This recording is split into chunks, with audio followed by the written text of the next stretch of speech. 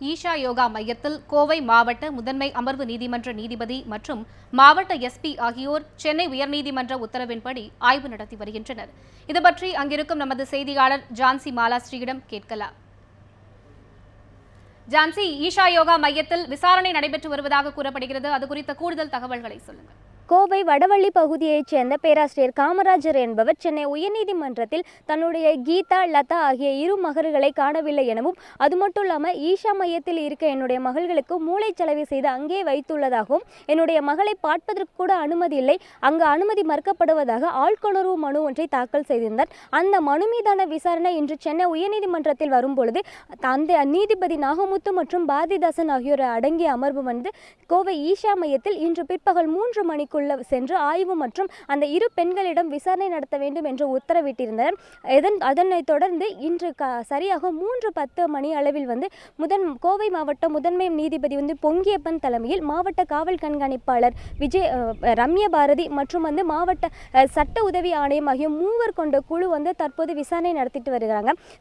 3 மணிக்கு ஆரம்பித்த இந்த விசாரணை என்பது தொடர்ந்து தற்போது வரை நடைபெற்று கொண்டிருக்கிறது. உயர்நீதிமன்ற உத்தரவினை தொடர்ந்து அந்த 2 பெண்களிடமும் அதாவது எந்த மாதிரியாக இந்த செயல்பாடுகள் இருக்கிறது என்றும், தங்களுடைய மூளைச்சலவை செய்து பெற்றோர்கள் அங்கு ஈஷா மையத்தில் தங்கியிருப்பதாக அளித்த புகார் உண்மையா என்பது தொடர்பான ஆய்வு மற்றும் விசாரணை தற்போது நடைபெற்று வருகிறது.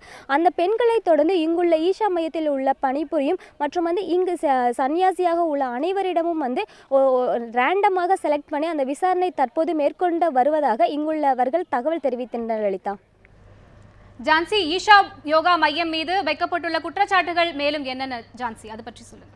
நிச்சயமா லலிதா, கோவை மாவட்டம் வெள்ளையங்கிரி பகுதியில் செயல்பட்டு வரக்கூடிய இந்த ஈஷா மையம் என்பது தொடங்கிய நாள் முதல் இதுவரை எந்த விதமான குற்றச்சாட்டுக்கும் ஆளாகவில்லை என்றுதான் கூறப்படுகிறது.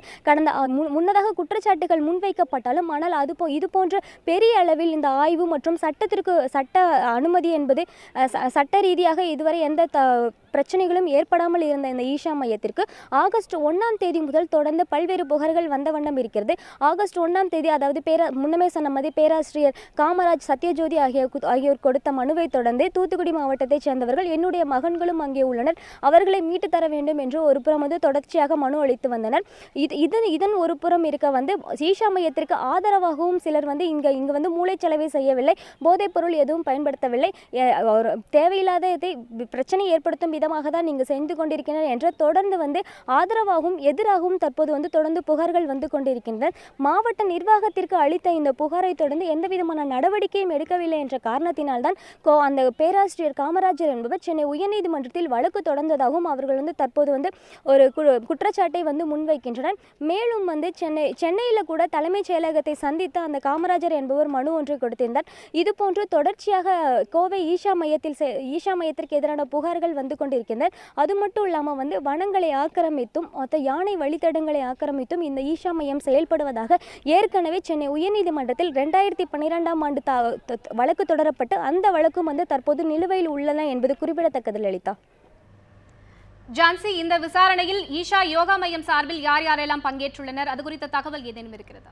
இதுவரை அது குறித்த முழுமையான தகவல் எதுவும் கிடைக்கவில்லை. ஆனால் சென்னை உயர்நீதிமன்றம் பிறப்பித்த உத்தரவின்படி அந்த இரு பெண்களிடமும் தனியாக தான் விசாரணை நடத்த வேண்டும் எனவும், மேலும் பெற்றோர்கள் உடன் இருக்க வேண்டும் என்று சொன்னது. ஆனால் தற்போது வரை அந்த பெற்றோர்கள் வரவில்லை. ஆனால் ஈஷா மையத்தின் சார்பாக யாரும் இதுவரை முக்கியமான அதிகாரிகள் யாரும் இல்லை என்று கூறப்படுகிறது. ஆனால் மற்ற அதிகாரிகள் அனைவரும் அந்த விசாரணை நடத்தும் வெளியில் அமர்ந்துள்ளனர். முக்கியமான அதிகாரிகள் யாரும் இதுவரை இல்லை என்ற ஒரு தகவல் தான் தற்போது வரை வருகின்றது. அதாவது உண்மையான தகவல் எதுவும் இதுவரை கிடைக்கப்பெறவில்லை. எனவே உள்ளே சென்ற அதிகாரிகள் தொடர்ச்சியாக விசாரணை மேற்கொண்டு வருவதால் வெளியே வந்தால் மட்டும்தான் யார் யார் அந்த விசாரணையில் பங்கேற்றனர் என்ற முழுமையான தகவல் கிடைக்கப்பெறும். லலிதா, ஜான்சி மாலாஸ்ரீ, உங்களுடைய கூடுதல் தகவல்களுக்கு நன்றி.